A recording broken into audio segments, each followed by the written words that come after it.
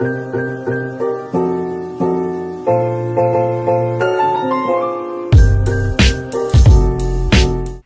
fellow K-pop stans, it's me again, Lea Mathilda, and today's video is going to be very cute because I am going to talk about my K-pop experience.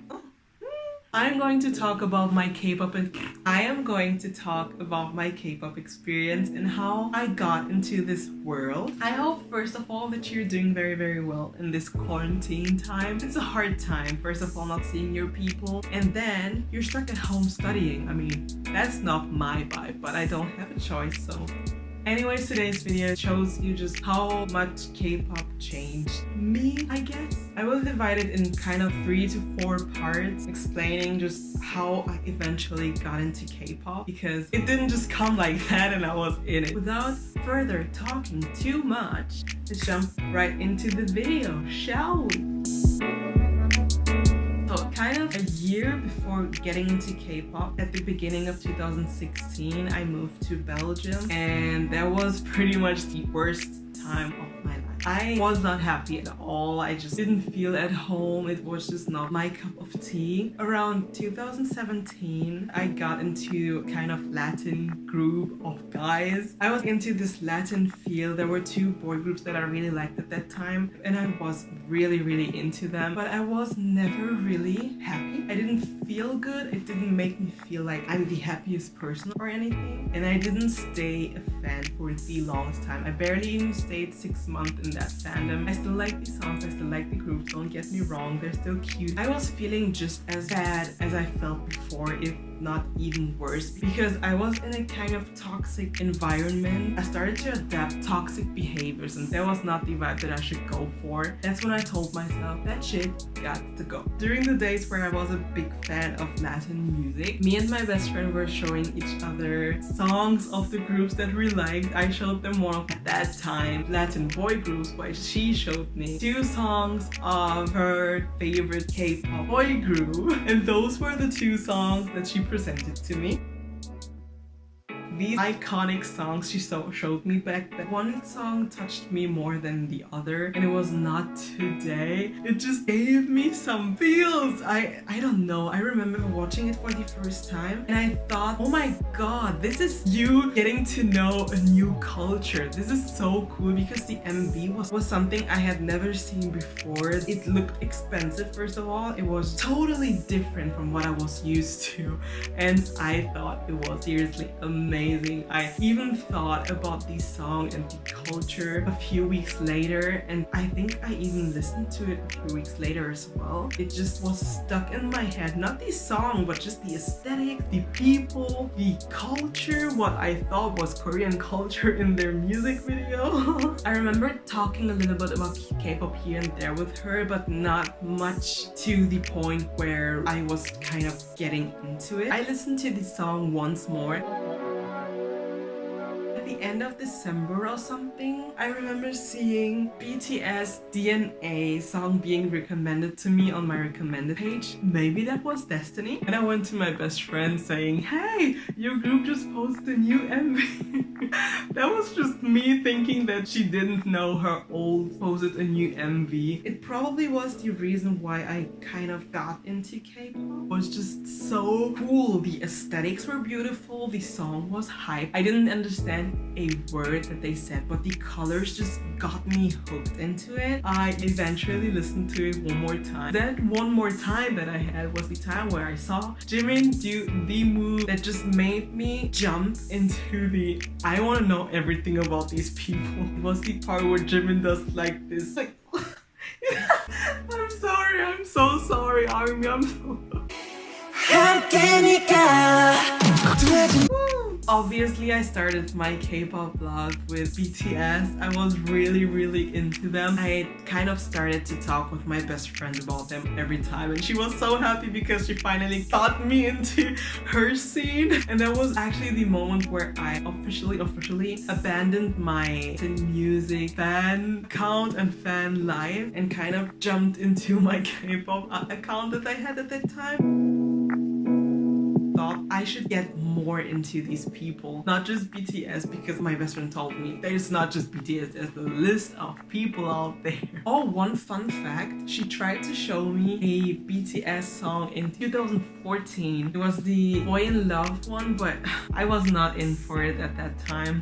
I then started watching random BTS videos, getting familiar with the faces, familiar with the members. Sometimes I got even recommended other groups. It was cool because I wanted to know new groups, get into the K-pop world and be part of it. And I remember the videos that touched me the most. I don't know if they still exist, but it's actually two videos. One was girl groups dancing to boy groups and the other one was boy groups dancing to girl groups. These videos were the ones that got me into Blackpink and SF9 at that time. I got to know WJSN, Day6, GOT7, etc, etc. The way that I found my old is very, very weird, but I think it's kind of normal as well. I am the biggest unhelpful guide stan. Guilty. I have 2 or 3 on my channel as well. This is my way of getting into groups, you know? And I remember watching a few unhelpful guides, and the ones that got me the most and made me think about the most were at least 17. Weekly Idol is my shit. I'm not even kidding you. I watch it every single week and I have been watching it for a very, very long time. Since I started K-pop, basically. The episode on Weekly Idol for the Don't Wanna Cry era. I watched it for the first time, it was okay, I liked it. But then when I watched it for the second time, I was hooked because of the I saw him, I thought he was cute, I thought he was the one that attracted me the most. And that's when I told myself, I'm in for the long game. I'm in for the long game. The way that I found SF9 was so funny. It was indeed just a little clip of them in this boy groups dancing to boy groups video. The moment that I saw Taeyang, I told myself, I'm going to fall deep into that hole because of that dude. I remember the moment that I fell for him. I told my best friend, who is that kid? Oh!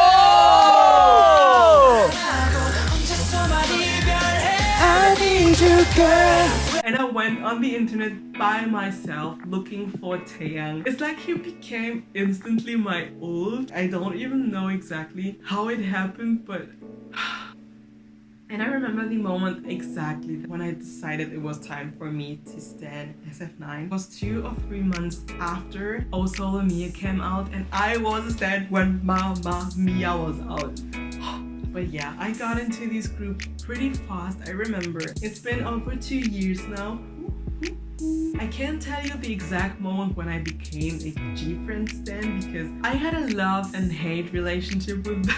I was the person I really had no opinions about K-pop at all. I just liked what people told me to like, or watched videos of people telling me this group is cool and this group is not doing cool music. And that is what happened to me with gfriend. I watched unpopular opinions videos that said that gfriend's music was always the same, and I was like, yeah, you know what, I think that's true too. And then I realized, give them a chance. I mean, people have their opinion. Nobody's ever talked about SF9 and you're the biggest SF9 stan, but it means that they don't know everything and they haven't gone into the depth of K-pop yet. I then started watching Weekly Idol episodes of gfriend and I realized that I liked these girls a little too much then.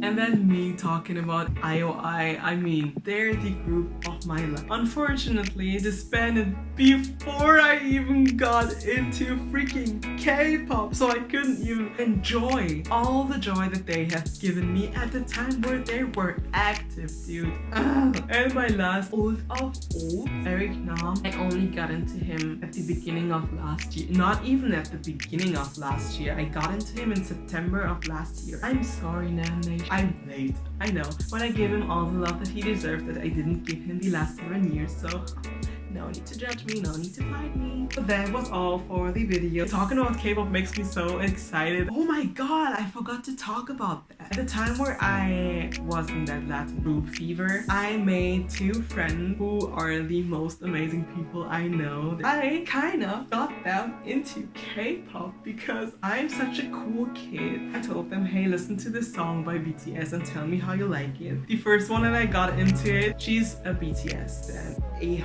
whole BTS stan, and the other one started as a BTS stan as well, like I did, like everyone else that I know did. And then she moved into her own kind of scene. Now she's a Stray Kids stan and everything. And I remember I told her about Stray Kids too. I'm the coolest person. I'm the coolest person. Should I try this with a lot of other people too? I did it with 3 people, not only 2. There's a third friend that I got into K-pop as well. She's just starting out, but I'm the best influencer out there. Is that the definition of an influencer? Because I am the influencer.